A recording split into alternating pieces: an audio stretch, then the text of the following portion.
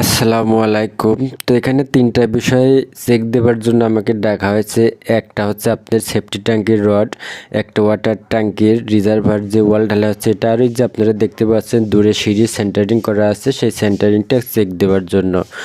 আসলে কাজের মধ্যে ভুল থাকবে, আর ভুল থাকাটাই স্বাভাবিক।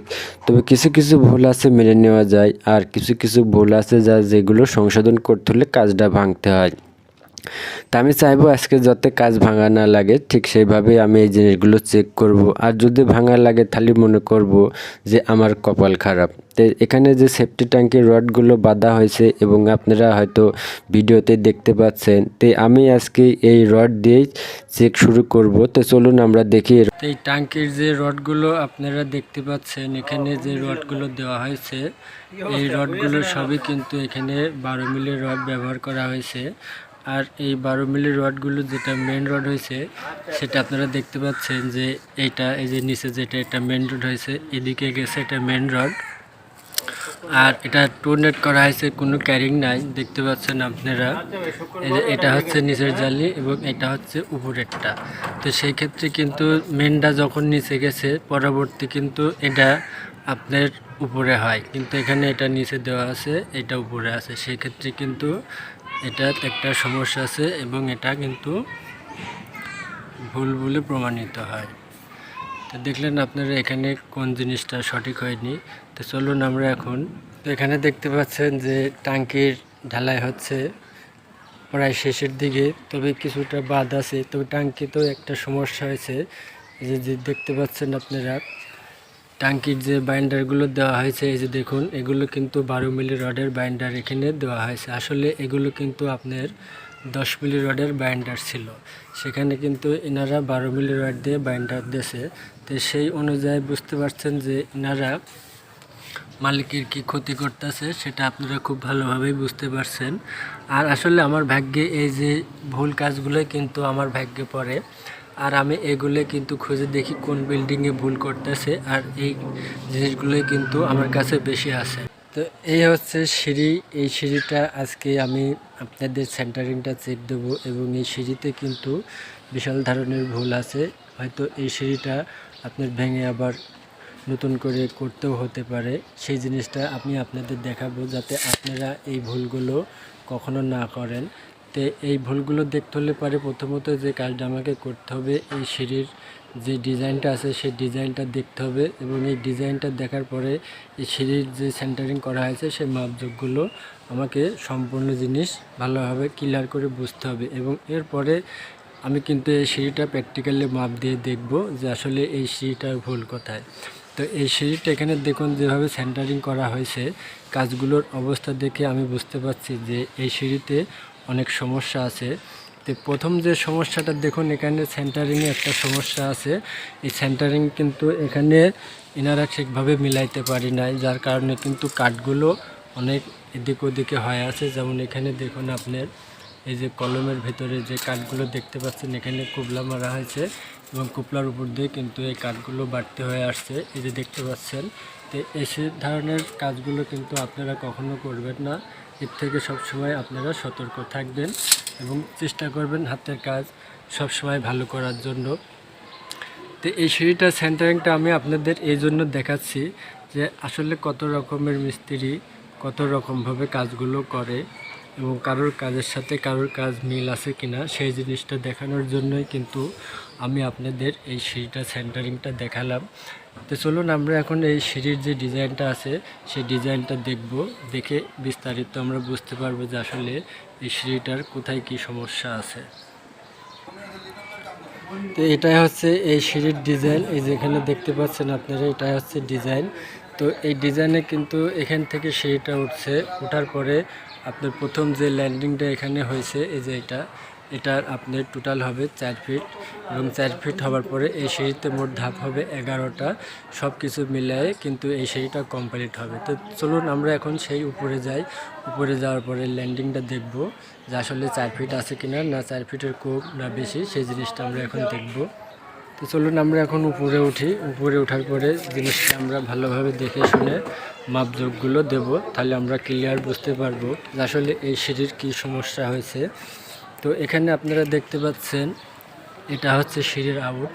এই আউট থেকে আসার পরে এখানে হবে আপনার 4 ফিট। যেহেতু প্রথম ধাপ কিন্তু এখানেই হবে, সেক্ষেত্রে কিন্তু এখান থেকে 4 ফিট হওয়ার কথা। তো আমি যদি এখন টেপ দিয়ে মাপি তাহলে ক্লিয়ার বুঝতে পারবো যে আসলে 4 ফিটটা কোন জায়গায়। এই যে আউট থেকে দেখতে পাচ্ছেন, এই যে এখানে দেখুন 4.5 ফিট আছে, এই যে 4.5 ফিট 54 ইঞ্চি। তো সেই ক্ষেত্রে কিন্তু এটা আপনার 6 ইঞ্চি বাড়তে আছে।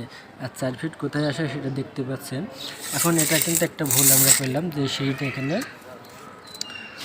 6 ইঞ্চি বেশি হয়েছে। এখন এই একটা কাঠ খুলে দিয়ে যদি 4 ফিট করতে যান সেক্ষেত্রে কিন্তু হবো না। আপনার এই স্লোপের এখানে যে ধাপ দিবেন এখানে কিন্তু ওয়েট স্ল্যাবের ঢালাই পাবেন না। তো সেই ক্ষেত্রে আপনার এই স্লোপটা আরও এদিকে আনতে হবে। আনতে হলে কিন্তু আপনাকে এই কাঠটাও খুলে ফেলতে হবে। আর এই কাঠটা খোলার পরে কিন্তু এটা আপনাকে এখানে দিতে হবে। তো সেই ক্ষেত্রে কিন্তু এটা আপনার সিঁড়িটা খোলার প্রয়োজন আছে একটা কাঠ।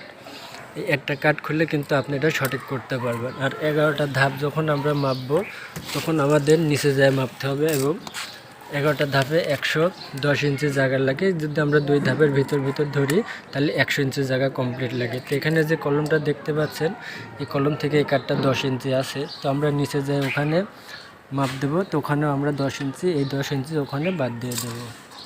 নিচে আসলাম, নিচে আসার পরে আমরা এখানে 10 ইঞ্চি বাদ দেবো। এই যে কল পিলার থেকে যে 10 ইঞ্চি আসে, এই যে দেখতে পাচ্ছেন এই পর্যন্ত আসছে, এখান থেকে আমরা একটু বাদ দিলাম। তো আমরা এখান থেকে এখন এইদিকে 11টা ধাপের মাপ দেবো। এই যে এখানে এই কলম, এটা হচ্ছে আপনার সিঁড়ির কলম। এই যে এটা সিঁড়ির কলম, উপরে দেখতে পাচ্ছেন এই যে উপরে বিম আছে। তো সেই ক্ষেত্রে আমরা এখান থেকে এখন এই মাপটা কমপ্লিট করব। এই যে দেখতে পাচ্ছেন এই যে এখানে আপনার এই যে মাপটা 8 ফিট। তো 8 ফিট হচ্ছে আপনার 96 ইঞ্চি। এখন এই 96 ইঞ্চি জায়গা এটা কয় ধাপের জন্য রাখা হয়েছে, 10টা কি 11টা, সেটা আপনারা বুঝতে পারছেন। তো এই সিঁড়ির কতটুকু কোন জায়গায় ভুল এখন সেটা আপনারা দেখতে পাচ্ছেন। তো এখানে আরেকটা বিষয় হচ্ছে, আপনি যখন এখানে যে এই কলমের কাছে যে ধাপটা দেখানো হয়েছে এটা এই ফ্ল্যাশে যদি হয় তাহলে কিন্তু আপনার সিঁড়ির যে স্লোপটা সেটা কিন্তু আরও ভিতরে যাবে, এই ভিতরে। তাহলে সেক্ষেত্রে কিন্তু উপরে যে আমরা বিমের তলাটা দেখছি সেই তলাটা তো কিন্তু সমস্যা হবে। তো সেই ক্ষেত্রে আমরা এই তলার উপরে যদি এই ওয়েট স্ল্যাবের যে স্লোপটা যাবে সেই স্লোপটা যদি আমরা এই তলার সাইডে খাটাই তাহলে আমাদের কিন্তু কাজটা আরও সুন্দর হবে। তো সেই ক্ষেত্রে কী করতে হবে, আমাদের এই যে সিঁড়ির চৌকিটা দেখতে পাচ্ছেন এটা পিছনের দিক দিয়ে দিতে হবে, আর একটু পিছনে দিতে হবে। আর এখানে দেখতে পাচ্ছেন পিছনে কিন্তু অনেকখানি জায়গা আছে। তো সেই ক্ষেত্রে যদি চৌকিগুলো পিছনের দিক দেওয়া হয় তাহলে সকল সমস্যার সমাধান কিন্তু হয়ে যায়। তো এখন লাস্ট ডিসিশন হচ্ছে এই সিঁড়িটা ভেঙে ফেলতে হবে, তাছাড়া কিন্তু কোনো উপায় নাই। আর এই সিঁড়িটা ভাঙতে হলে কীভাবে ভাঙতে হবে সেটা এখন আপনারা আমাকে কমেন্ট করে জানাবেন। তো চলুন আর কি করা, সিঁড়িটা ভাঙা শুরু করা যাক। আমাদের শরীফুল এখানে রেডি আছে ভাঙার জন্যে, অলরেডি শুরু করে দিয়েছে ভাঙার। আর এই জন্য শরীফুলে আমার টিমের আমি প্রধান করে রাখছি, কারণ ও বোঝে যে কোন কাজটা কখন কোন সময় করতে হবে। এই জন্য ছেলেটাকে আমার খুব পছন্দ হয়। তো দেখতে পাচ্ছেন আপনারা একটা কমপ্লিট কাজ ভাঙা হচ্ছে যে ভুলগুলোর কারণে। তো আপনারা সবসময় চিন্তা ভাবনা করে এই সব মেজরিটি কাজগুলো করবেন, যাতে আর কখনো এমন সুন্দর করে কাজটা করার পরে আর যাতে ভাঙা না লাগে, সেদিকে আপনারা খেয়াল রাখবেন। প্রয়োজনে 10 মিনিট লেট হোক তবু কিন্তু যাতে ভাঙা না লাগে সেদিকে নজর দেবেন খুব ভালোভাবে।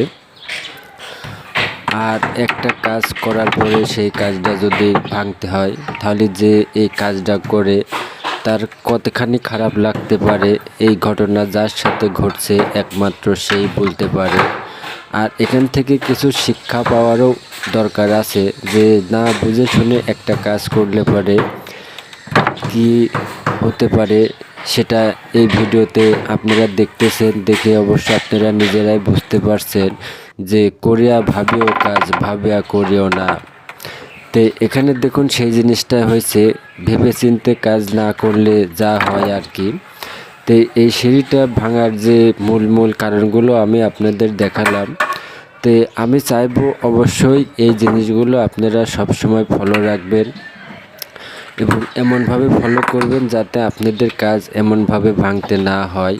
আর একটি কাজ কমপ্লিট করার পরে যদি ভাঙা হয় তাহলে সেই ক্ষেত্রে বুঝতে পারছেন যে এই কাজটা করছে কিংবা এই কাজের তত্ত্বাধীনে যে ফোরম্যান ছিল তার অবস্থাটা কোন জায়গায় যেতে পারে সেটা কি একবার ভেবে দেখছেন আপনারা? তাই আমি আপনাদের কাছে বারবার করে রিকোয়েস্ট করব যে যে কোনো কাজ করার আগে অন্তত ঠান্ডা মাথায় একবারের কাছে আপনারা 5 বার ভেবে চিন্তে কাজগুলো করবেন যাতে এমন দুর্দশায় কারোর পড়তে না হয়। আর এই ক্ষেত্রে কিন্তু একটা কন্ট্রাক্টরের সবথেকে বড় বদনাম, মিস্ত্রি ফোরম্যান যাই বলুন না কেন আপনারা, একটা কন্ট্রাক্টরের জন্য এটা কিন্তু খুব ব্যাড লাক। আর এই সাইডের কন্ট্রাক্টরটাও পালিয়ে গেছে। তো ভিডিওটা ভালো লাগলে অবশ্যই একটা লাইক দিবেন এবং এর বাইরে যদি কিছু জানতে চান তাহলে কমেন্ট করবেন আর আমার চ্যানেলটা সাবস্ক্রাইব করে রাখবেন। সবাই ভালো থাকবেন।